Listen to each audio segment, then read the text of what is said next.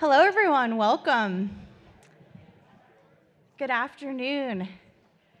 My name is Diana Martin. I'm the executive director here at Hourglass, and today we're going to be talking about the City of Lancaster's pursuit of a home rule charter.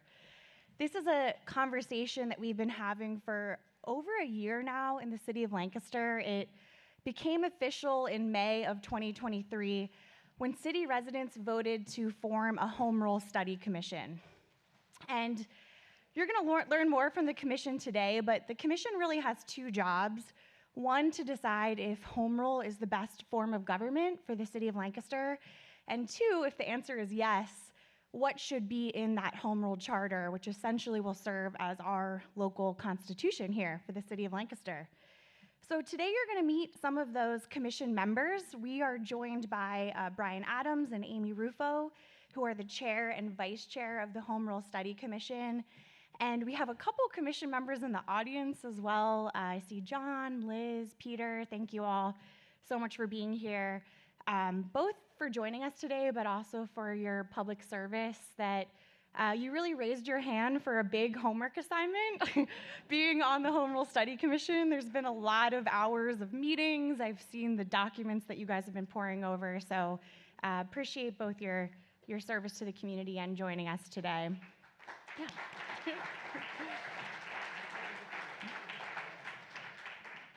We're also joined today by Lynne Shedlock. She has been the acting executive director of the Pennsylvania Economy League. The Pennsylvania Economy League is working as a consultant on this initiative, so they're really walking side by side along the study commission members through the study process and now through the charter writing process.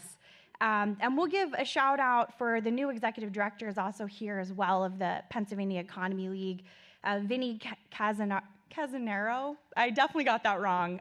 Thank you so much. I'm so glad that welcome and that you could join us today. So what you can expect from today's presentation, don't feel bad if you are still a little unsure about what's going on with home rule. If you're in that boat, you're in the right place.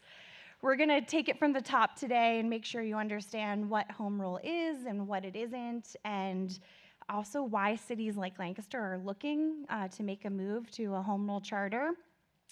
But what I've heard from our commission members is that they really want today to be a dialogue. So they're also hoping, as much as they share some information with you, they're hoping to get some feedback on your questions around the home rule process and also what they should be considering as they're writing this home rule charter. So this is really one of their first presentations to a community group. So we're going to be the guinea pigs today a little bit to kind of help shape and inform what those communications should look like moving forward.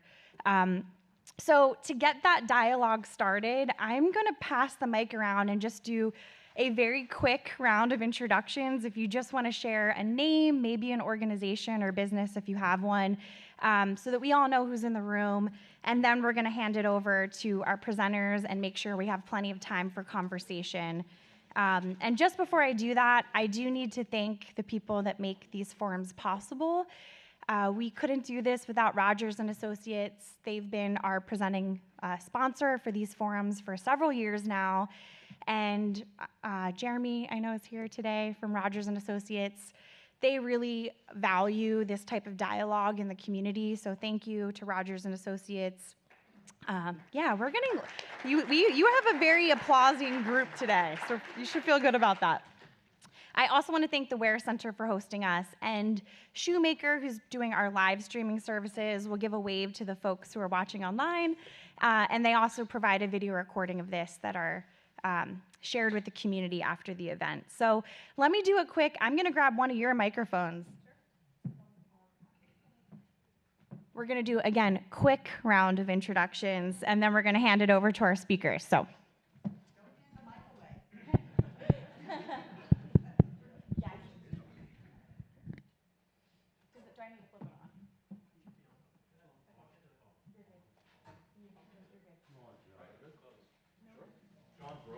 I broke it.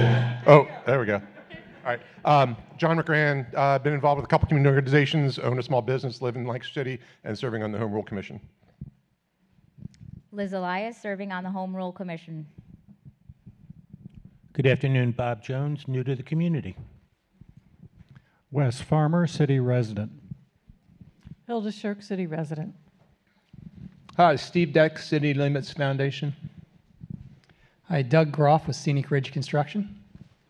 Monty Milner, Hourglass. Sam Meekum, two-term Manham Township Commissioner, however relevant that might be. I spent 2 years on the Countywide Government Study Commission, 2006 to 2008. Tom Huber, city resident. Dave Hostler, retired. Melissa Ressler, Lancaster Downtowners. Paula Jackson, city resident, McCaskey graduate, and retired chief planner for the City of Lancaster. Alice Yoder, County Commissioner. Bob Smith, Stratum Consulting. Pat Levin, member of the Hourglass for quite a few years. Jerome Hershey, artist. Hello, Brad Forey, Horst Construction. Tom Heberlein, interested citizen. Joyce Heberlein, interested citizen. Patty Otto, just interested. Wally Otto, trailing spouse. Rick Gray, Mayor Emeritus. Patricia Rooney, Fair Districts, PA.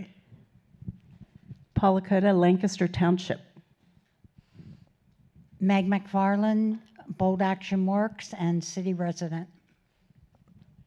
Carol Phillips, Hourglass. Michael Rowan, city resident and Hourglass. Art Mann, Hourglass. Tyrone Miller, Lancaster Works. Mark Virginis, Mirrors Financial Partners and Mirrors Consultants. Jeremy Patrick, Rogers and Associates. Emma Hum, staff and resident at City of Lancaster. Candace Roper, longtime city resident. Dana Hanshin, city resident and with HDC Mid-Atlantic. Joel Cliff with Discover Lancaster, the county's tourism marketing organization. Ben Morton with RGS Associates. Sandy Weggy, recent immigrant to the city from the suburbs.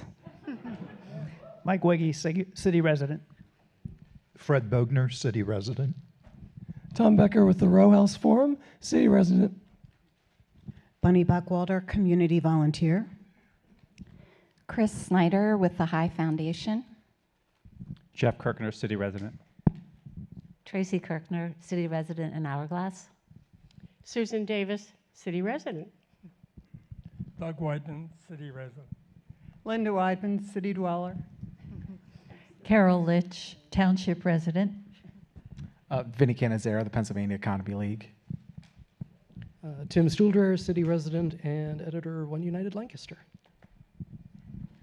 Good afternoon, Pedro Rivera, Thaddeus Stevens College. Cynthia Boyer Blakesley, attorney in the county who cares about what happens in the city. Aaron Sherman, Odyssey Group Wealth Advisors. Rob Marsalonis, LSP 123, Employee Productivity Solutions. Nelson Longenecker, city resident. Deneen Srirachi, mayor.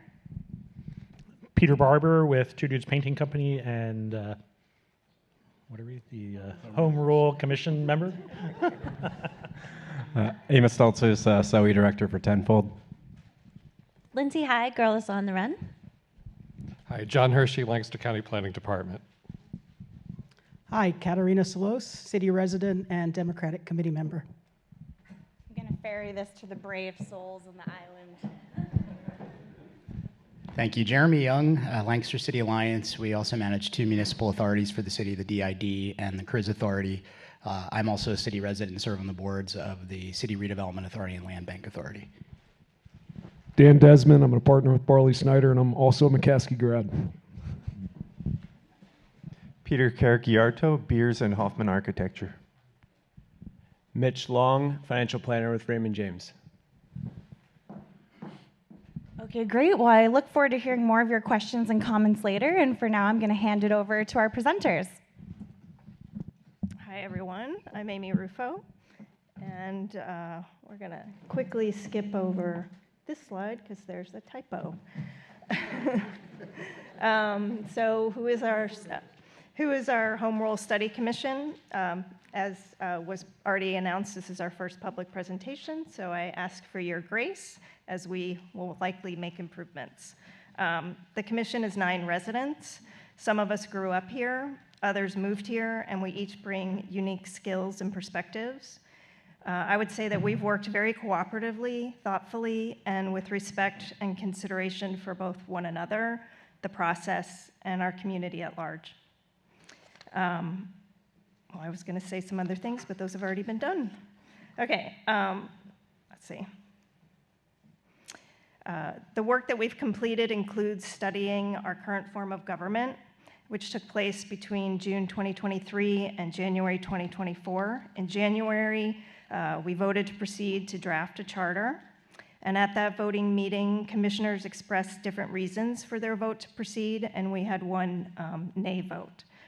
Reasons to proceed included improving public participation, strengthen financial procedures, consider a code of conduct, and take back control from the state government. Over the next few months, we will meet twice a month and hold subcommittee meetings.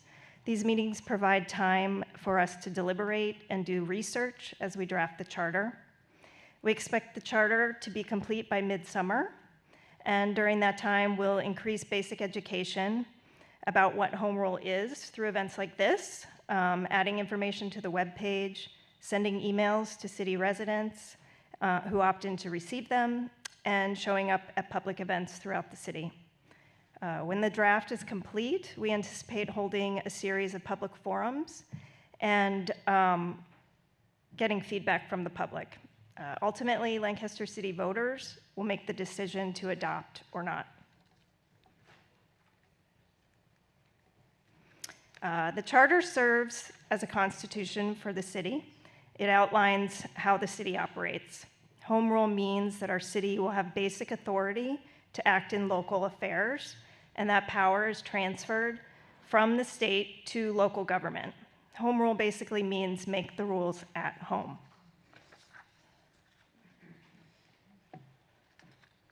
So a charter is made up of 6 basic components. It's the general grant of powers to the local government, the basic organization of the government. It provides specifics for legislation and administrative procedures.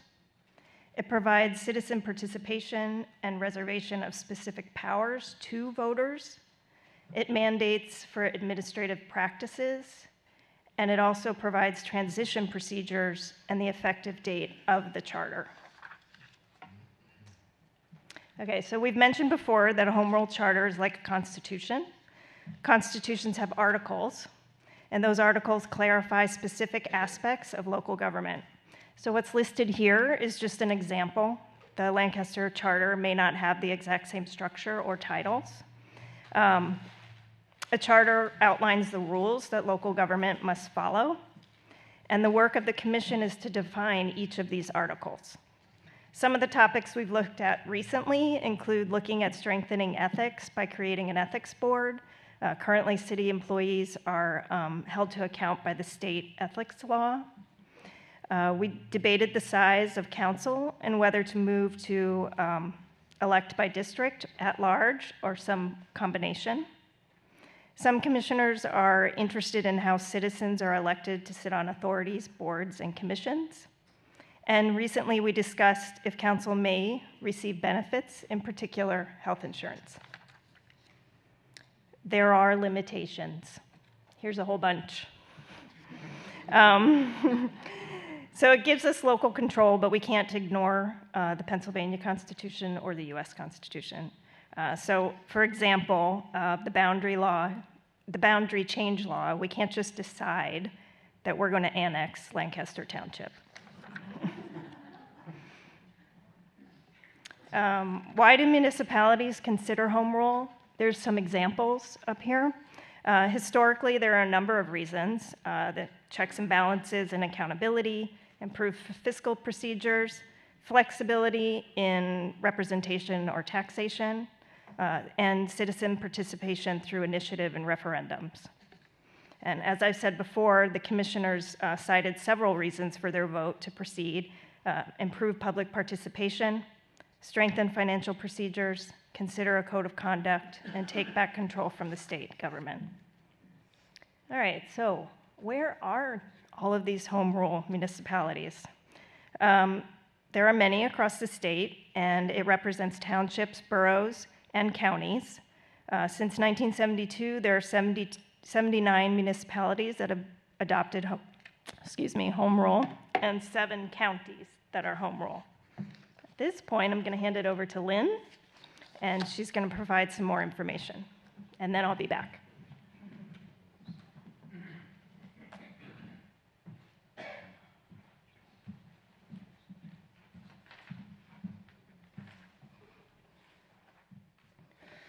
Thank you, Amy. Okay, now we're going to come and talk about what you're really here for, which is taxes. I know that, First Friday lunch is the best time to talk about local government municipal taxes, right? Yay. Okay, so we're going to start with some myths and reality in terms of what a charter specifically does in terms of taxes and what actually the elected officials will do versus what's in the charter. Okay, first myth, the home rule charter will raise my taxes. There are no tax rates specified in a home rule charter. Tax rates are set annually by the local elected officials. The charter will provide a framework and some more flexibility for your local elected officials in terms of what sort of revenue sources they're pulling on, with the idea of making sure that there are enough diverse sources of revenue, that there is a balanced approach, and that no one constituent is providing revenue more so than any other constituent, depending on what the source is. We don't want to overtax our businesses. We don't want to overtax our property owners. Right now, and we'll get into this a little bit later, generally property taxes are the only places that municipalities can go for additional revenue, and that means that property tax is overutilized. So we'll continue. The home rule charter will give the city freedom to tax whatever they like. No. The city cannot invent new taxes. It can only use the taxes that are already authorized, which would be property tax in your state code and your Act 511 taxes like wage tax, local services tax, etc. There's a whole bunch of those. Myth, the home rule charter will give the city freedom to raise taxes however high they like.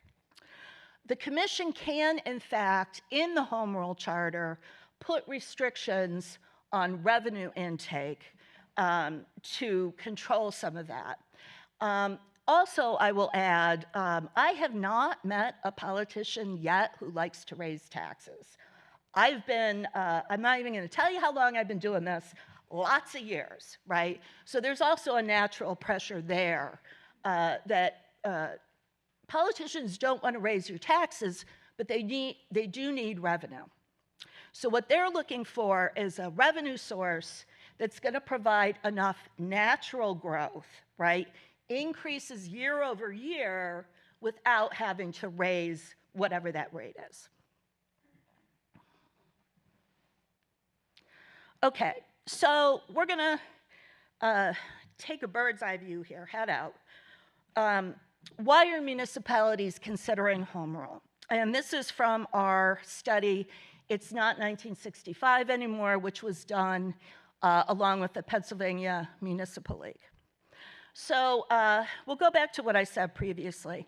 The state municipalities are governed by state tax laws that date to 1965 and beyond, and prior, excuse me, and that would be your third-class city laws. All of your taxes are capped at amount or a rate. In terms of the Act 511 taxes, there's a tax called the per capita tax that was set in 1965. That per capita tax now ranges from $5 to $10. That was a lot of money in 1965, right? Yeah, it is not a lot of money now. And we see that with all of these taxes, they're all capped and rates are limited to the point that they are not reflecting current demographics, responsive to inflation, etc. Those tax authorizations are mostly limited to the wealth within a municipality's border, hence no commuter tax, right? Even with the charter, the city cannot say, we're going to have a commuter tax. The best they can really do is the local services tax, which is $52 whole. And you have to share that with the school district. Well, if they want it. Mayor, do you share with your school district? We do. And local services tax, think about what that's for, right? That's for your public works, that's for your police, those local services that city workers are using when they come in. My former boss likes to say that he's never seen the school district public works truck or the school district police car. And yet, this source, like all other tax sources, for the most part, must be shared with the school district. Okay, so let's look at some exceptions. Local services tax. Remember, I talked about occupational privilege. Local services tax at one point was only $10. In the early 2000s, Pittsburgh got in trouble. Remember, all kinds of problems in Pittsburgh. And one of the reliefs that they gave to Pittsburgh was an increase to $52 for that tax. They gave that to everybody. So that was a little bump up. But since then, of course, it has not been pegged to inflation. And so that tax is should be more around over 80, if not more, at this point, if it was pegged to inflation. There are also mechanisms that do allow commuters to pay the earned income tax. But in order to do that, you have to be distressed. You have to either have a distressed pension under state law or a distressed city. So they're not going to give you any relief until you actually reach the point of distress. And I know that that is a struggle for a lot of our mayors and elected officials. They feel like, hey, give me some help now so I'm not going to get into that situation of distress. Among the things that municipalities cannot tax are sales, drinks, commuters, as we've discussed.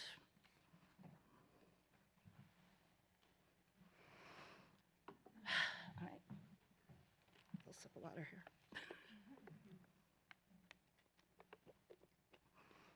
Okay, oops. So here's what happened since 1965, and here's why we have this problem, okay?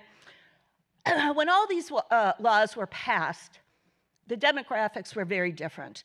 The wealth was concentrated in the city, and then we had the more rural areas that were much less populous and did not need as much services. And the taxes that were put in place for 1965 and prior assumed those levels of services and assumed those demographics. If you look at your second-class townships, which tend to be very wealthy at this point because that's where all the wealth went, their property tax cap is much lower than in boroughs and in cities because of the idea that they don't need police, right? They're farmers. They got the gun under the bed. Now, some of them still think like that, but in reality, what happened was the wealth migrated out of the cities into the townships. The urban cores were left with a lot of lower income residents and also older infrastructure that wasn't going anywhere, that still needed to be taken care of, not just for their residents, but actually for the former city residents who now live outside the city but are commuting in on a daily basis for work. The Act 511, which was supposed to support property tax with a bunch of new taxes, right, was considered very progressive at the time. We're not going to just tax property, we're going to tax wealth in various forms, was not able to keep up with these trends. It was not able to keep up with the demographics. It was not able to keep up with inflation. I have a whole presentation on this, and in that we have an actual slide of the demographics and where people live to show you how many people lived in the cities back in the day and where that number is now and where all the people are, and it has very much switched over to the second-class townships. So why are municipalities looking at home rule, of all things, to try and get out of this situation and find revenue sources that are going to meet their needs? And I'm going to add also in terms of property, the problem with property tax, or well, there's a couple of problems with property tax. One of the problems with property tax is it doesn't tend to grow year over year under our system in Pennsylvania of assessments. So what happens, and I believe this is happening here in Lancaster, your tax revenue goes like this, and your expenditures go like this, your property tax revenue. And you are unable to do anything about that unless you raise that rate. And all of your taxes are at the maximum now, I believe. That is what it is in most municipalities. So you can't go to any of those other sources for revenue. So what home rule does is it lifts the caps on some of those revenue sources that are authorized. For instance, the most commonly known would be earned income taxes. Right now, earned income tax generally is limited to 1%. Municipalities that levy it, again, have to share it with the school district if the school district would like their share, okay? Most of them do. Go figure, right? So most municipalities are stuck at 0.5% wage tax. The thing with wage tax, earned income tax, is it tends to respond more naturally to growth. People's wages tend to go up more naturally than property taxes, which tend to be stagnant. And there are some other things about earned income tax as well, in terms of who pays it and who doesn't. People who are on a fixed income, one of the things we're always worried about, right, is pricing people on a fixed income, senior citizens, out of their homes. Well, they're not going to pay earned income tax, right? Businesses aren't going to be paying earned income tax. Renters, on the other hand, do pay earned income tax. They pay property taxes indirectly through their rent, but they pay earned income tax directly out of their check. The other thing that is tends to be a little bit more palatable about earned income tax is that it's taken out a little bit at a time every week. It's not that big hit. So say you need revenue, and you know you're going to need revenue, where are you going to get it? Right now, you know if you raise your earned income, right, you could get money there. But you can't do that. The only thing you can do right now is go back to the property tax well. Well, who's in the property tax well? The counties. the school districts. So you have a lot of people pulling from this one revenue source. A couple other points, as we discussed, home rule does not allow a municipality to create new taxes. It does not permit the city to levy a wage tax. It is not a cure-all. We don't feel that home rule is a cure-all for this tax situation. But we do feel that it is one way that municipalities can get a measure of flexibility when they are looking to do their budgets. Again, home rule does not tell the elected officials to raise their earned income tax or any other tax.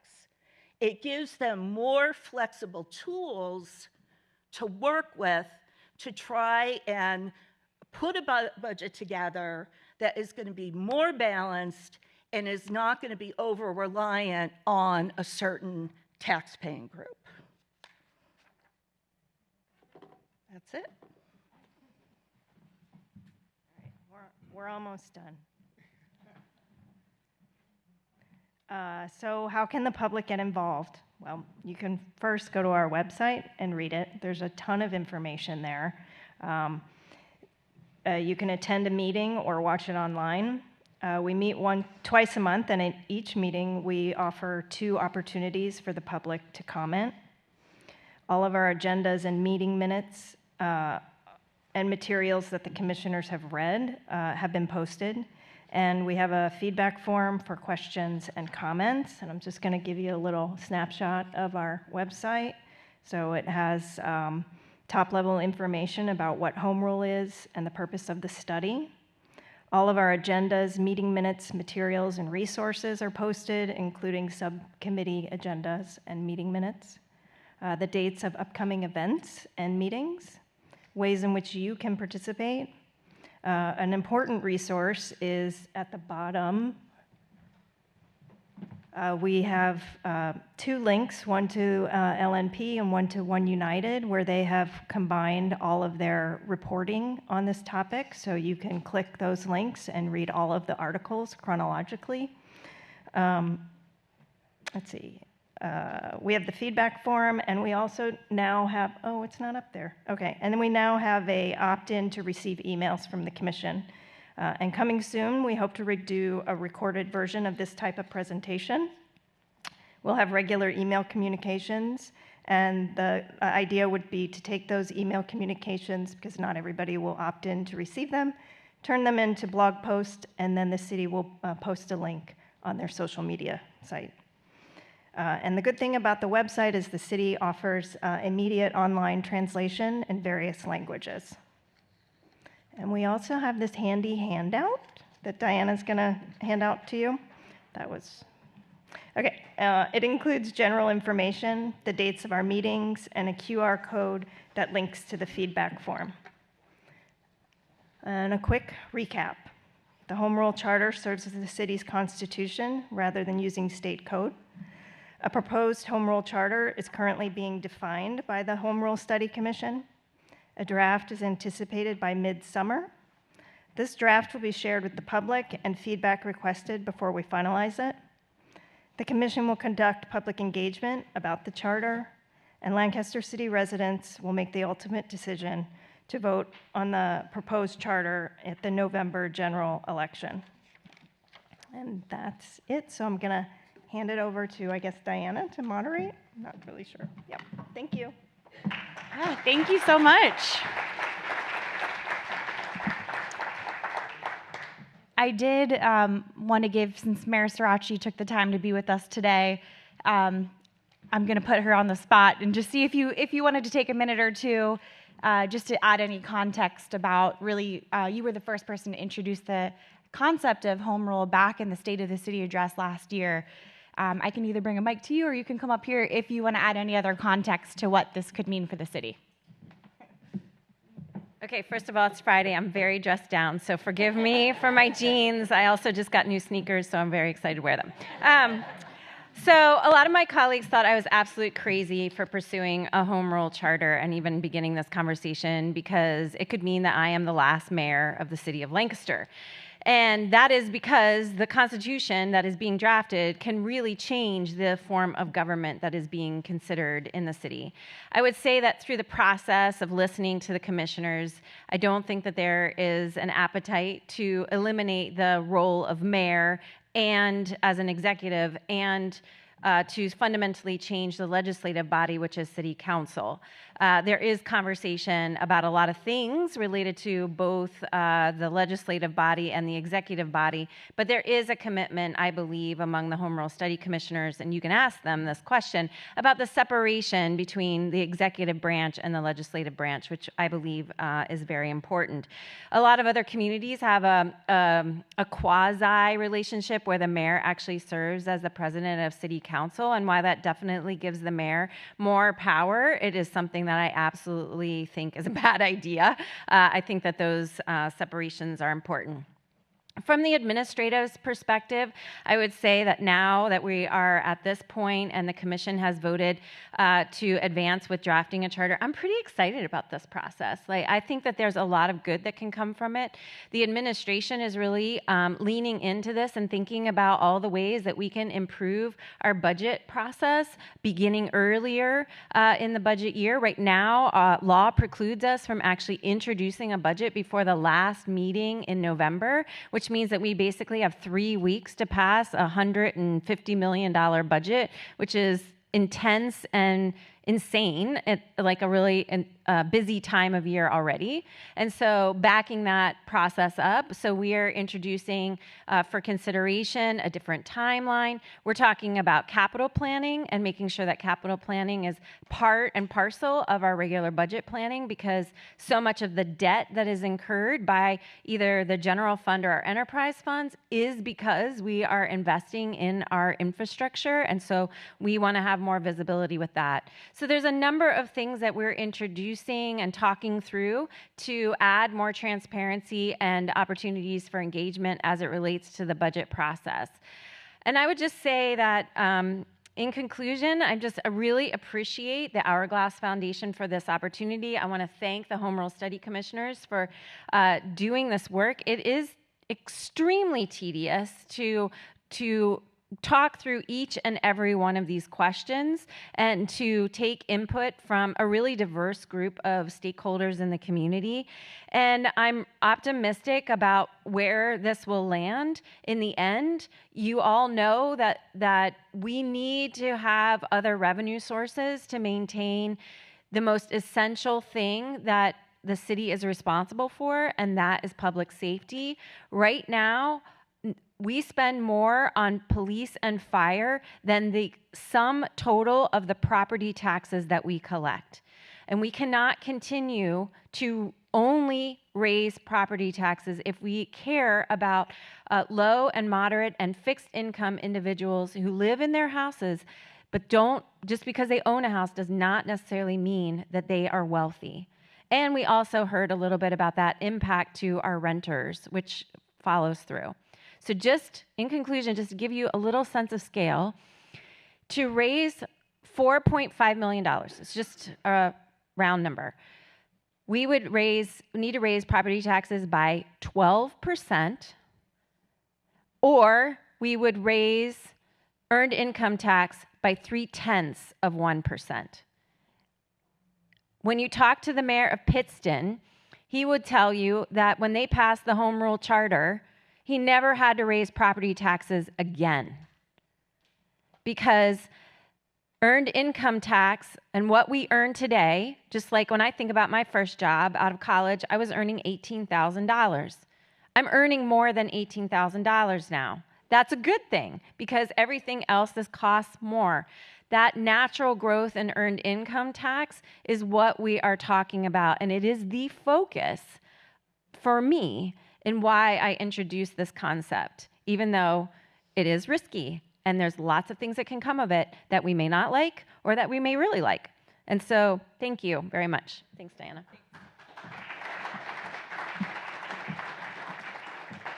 She does great on the spot. It's like, we need this context, so thanks for coming up. I'm just going to direct one more question to our speakers today before I turn the floor over to all of you. And I have a question for Brian because we haven't heard from Brian yet, so he's getting off too easy. You heard that the Home Rule Study Commission has said yes, they're going to proceed with with drafting a charter. Before that came about 6 months of the study where they learned kind of about this topic. And I was just wondering if you could speak a little bit to the study phase. I know that you interviewed mayors of other cities, you interviewed former mayors, you spoke to city staff and elected officials. Kind of what did you do in that study phase, and what did you learn that just made you decide that you want to proceed? Okay, thank you, Diana. First, thank you all for being here. Diana makes it's a good question. You know, why did we do this? Most people took the whole process as saying the minute that the voters decided to impanel a Home Rule Study Commission, that there was going to be a new charter, and that is very far from the truth. The first thing that I can, speaking for myself, that I learned was that no, we are required to really investigate this and study this and make a decision, which we did. We spent the better part of 9 months listening to everything, how taxes work, how where revenue comes from, what do we do? And we did meet with people. Probably the one item that I picked up quickly and thought was very important was how we got here in the first place. The pre-1957, the city was run however the city wanted to run. The state did not impose specific requirements on local governments that they decided anybody. And one of my favorite was when you talk about whether government is too large or whether it's functional.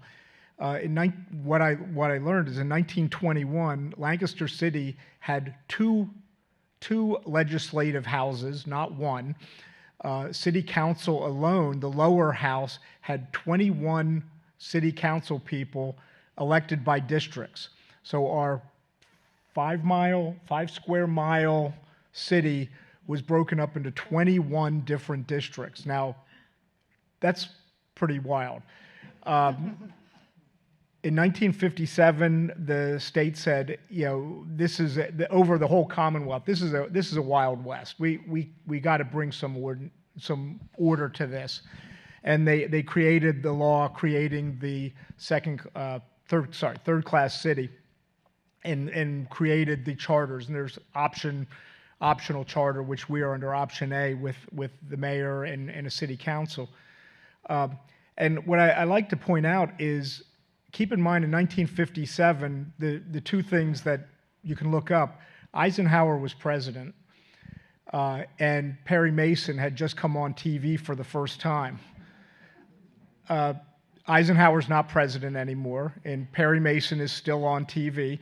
But you know, the world is much, much different than 1957, and we are still working under the idea of what a 1957 Harrisburg legislator decided Lancaster City should do.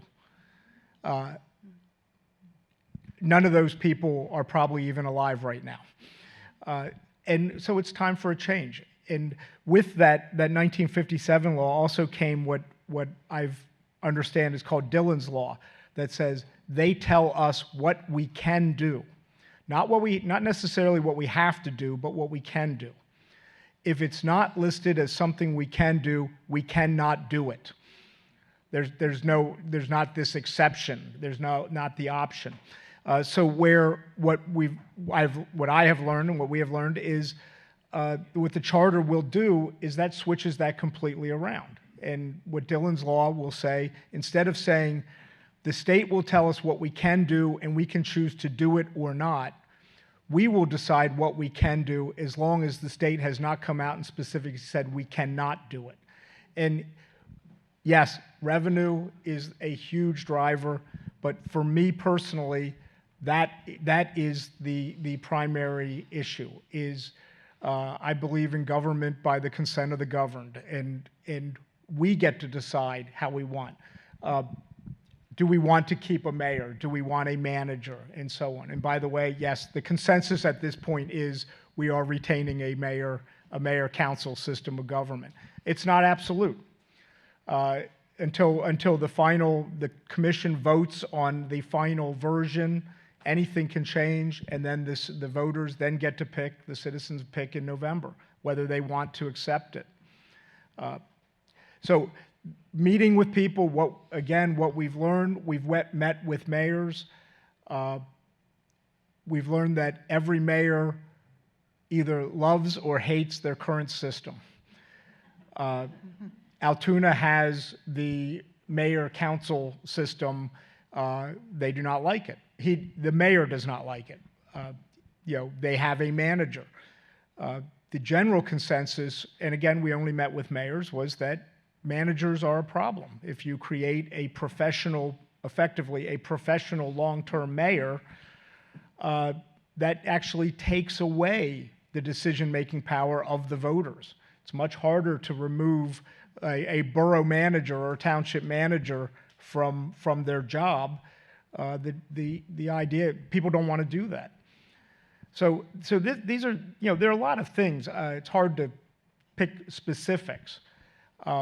Property taxes are a huge one. One thing I've always taken out of this with property taxes is that property taxes were created as a way to tax the rich. Only the wealthy own property. Well, that's not the case anymore. Everybody owns property. Not everybody, but most of them. And this is one thing. So we need an alternative. We need a fair tax system, not just being able to say defaulting back to it. So I think that's kind of where we're going. One thing that I was interested in that doesn't really get talked about a lot is the citizens' initiative and referendum, which if we go to home rule, that gives citizens the ability. I'm still learning about what exactly it gives us the ability to put on the ballot, but it gives us the ability to petition our fellow citizens and say, this issue is important to me and I want it on our ballot, and our council is not addressing it. We don't have the option to do that right now. Yeah, you guys hang on to that one. All right, well, raise your hand high if you have either a question about the home rule charter process or feedback on things that our commission should be considering. And I'm going to start here, and I'll be making my way around. Thank you. So if the concept of home rule is all about moving power from the state back to the municipality, I'm wondering, first off, why would a municipality not want home rule? And then also, does the state of Pennsylvania have any stated position on how they feel about home rule, about municipalities going that direction? Well, I can give you my opinion on the first one, and I'll ask Lynn. Lynn would probably know better than I would about whether the state has a specific position on whether cities should or should not. My answer to the first question is, yeah, I've been wondering that myself. Why would, and this is not meant to be flippant or anything, but it's just the idea. Why are there people who are so opposed to this? And my only thing I can think of is people are afraid of change. They don't like what they have, but they're afraid it could be worse. So I will just accept it. I hopefully take the position that I'm not real crazy about what we have right now, so let's fix it. Let's make it better. So I agree. I don't know why. As for the state's position? Well, I know why. And I think there's a couple of factors. One is home rule is really hard. It's a lot of work, right? Yes, it's a lot of work. I just run the meetings, so Yeah, they're writing a constitution, guys, right? You heard that. So it's a lot of work. The other reason why a lot of communities don't want to do it, and the mayor kind of alluded to this, you don't know what's going to come out at the end, right? You have a home rule charter commission You might have a government, mayor, strong mayor, and they might say, no, we don't want a strong mayor. We want a professional manager. They can put all kinds of things in. You're opening up a lot of uncertainty when you do home rule. So that's a reason, two reasons, I think two main reasons why a lot of municipalities don't, go rushing in to do this. In terms of the state, well, the state is big. I will say in terms of DCED, the Department of Community and Economic Development, which has the local government services office. They're the ones that deal with local governments. DCED has been very much encouraging of municipalities who want to move into home rule. There are some reasons for that. One of the main reasons is the tax issue. We have a small city right now that has a lot of financial problems. It was allowed to have an enhanced EIT, which is fancy language for saying higher. EIT on their own residents under Act 47. They're leaving Act 47. If they don't keep that higher EIT rate, they're going to have to make up about $1 million. So DCED, because of that, is very encouraging of them to consider home rule. I catch someone on this side also. Do we have a hand up anywhere? And I was going to say EIT is earned income tax, but I'll hand it to Sam while you get, we'll do one there and then one there. Yeah. When, where, when? Okay. Brian, are there any contemplated changes in office that is to say offices or bureaus or, you know what I mean, city departments as part of this deal? Yeah, we really haven't gotten there yet. Yep. Right now we are looking or deliberating on city council. We'll be starting with the mayor's office probably next Thursday. From there, we will be discussing the other elected office, which in this case, there is a city controller and a city treasurer. No decision has been made on that yet. There's nothing about so far, the contemplated charter that would result in like a massive either increase or decrease in the number of staff people working for the city. Staff, I mean, the charter would only address the elected offices, not, well, and required mandated departments, but as for the staff will probably still come under the mayor's jurisdiction. So the mayor decides how many people they need. I didn't note the number of the slide, unfortunately, but I think it was a slide that said, why do communities consider this? And one of the bullet points says, I think it said, because it focuses political leadership, and I'm pondering that, or focuses political something. Do you remember what I said, Emma? It doesn't need to be answered now, but I'm just wondering. It definitely said focus political, I think it said leadership, but.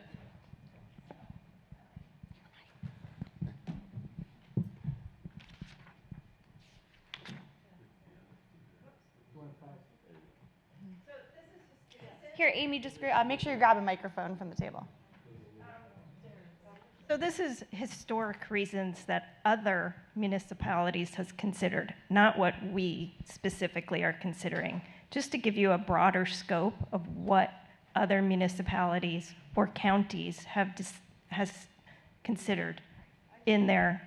I just don't even know what that means. I think I can answer that.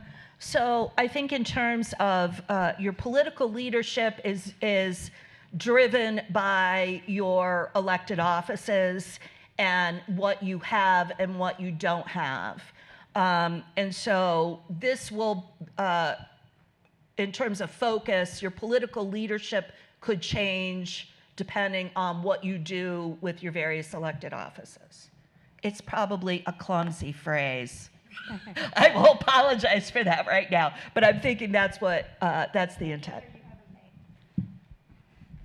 whether you have a mayor council form of government or you have what the business manager, if the mayor's part of the president of council, you know, like how those things are divided, and whether you have a controller or a treasurer. I guess those are the kinds of things I think that probably encompasses. Okay, I have a question here. About 30% of property in the city's designated tax-free, right?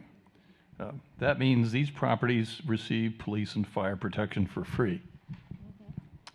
Withhold these services and their insurance costs would significantly increase, right?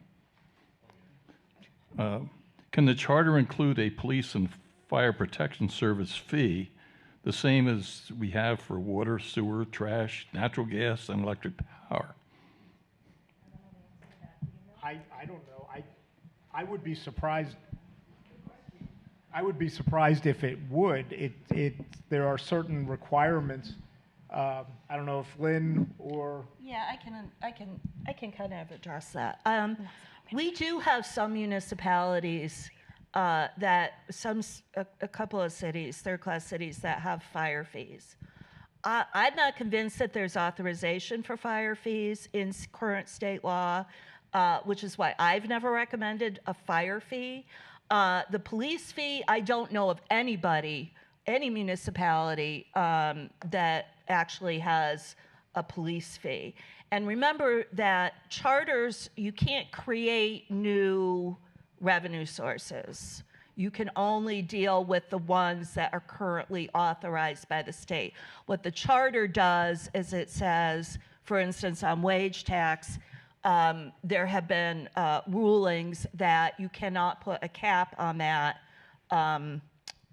court rulings, in terms of these already authorized taxes. Just a question on the over-reliance on real estate tax. You made a great point of it. Does anyone have information on what the before and after looks like for folks that have implemented a charter? And I don't even know what the current is. You know, is it 80% of our revenue or wherever we're at? Have the after effects, so to speak, reduced that significantly and enabled cities to balance their books, so to speak, each year more effectively? Would there be any examples of that from the cities you studied? Yes. Yes. The mayor mentioned Pittston.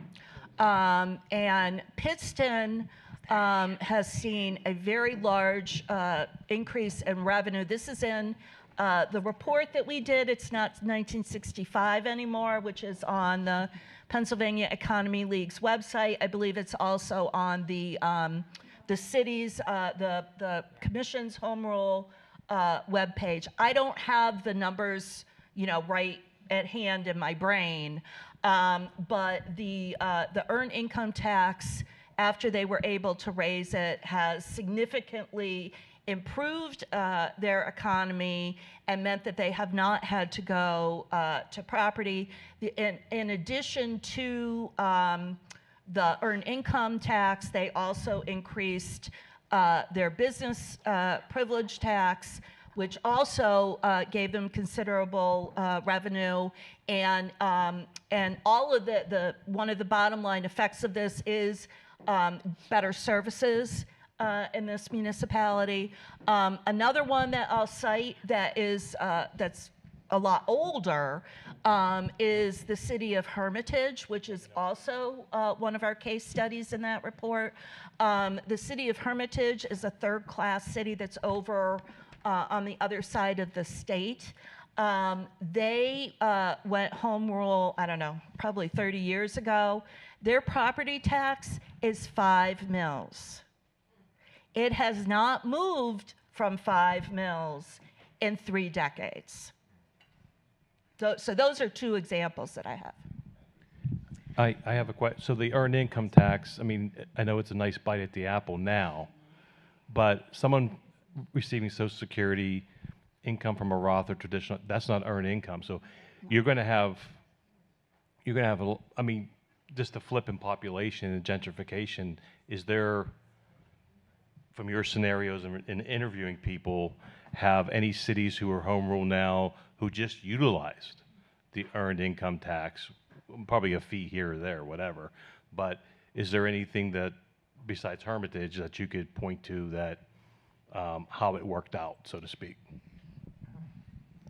Sure. I'm going to tell you that, again, none of this is easy, okay? None of this stuff is like, we're going to have a home rule charter and we're going to be able to raise our earned income tax and everything's going to be puppies and kittens, okay? I'm not here to tell you that. Because running a government is hard work and there are a lot of moving parts. And there are municipalities that are home rule that see that home rule bucket and they're like, ooh, and they turn it on and on and on. And that could be as dangerous as the property tax bucket, right? So I think what you need to do is you have to look at your various tools and you want to take, again, a balanced approach, right? And every community is going to be unique in terms of their various mix, what the demographics look at, what the expenditures look like, et cetera, to figure out where that balanced mix is going to be. But what this does is it does give you another tool so that you aren't as limited with, say, property tax. Property tax is capped for cities at 30 mils. We have seen municipalities that are very close or are at their cap, whether cities or boroughs. If they're at that cap, where are they going to go? They're going to have to cut services. And that is not an uncommon thing in municipalities across the state. Well, I was going to say, we are at time for today. I'm sure we could continue this conversation for another hour, but I have one job, which is to get everyone out of here at 1 o'clock. Let's give a round of applause to our speakers. Thank you so much. Really appreciate all the information you shared today. We will put a video recording of this forum up on our website and YouTube channel. And I do have the QR code up here.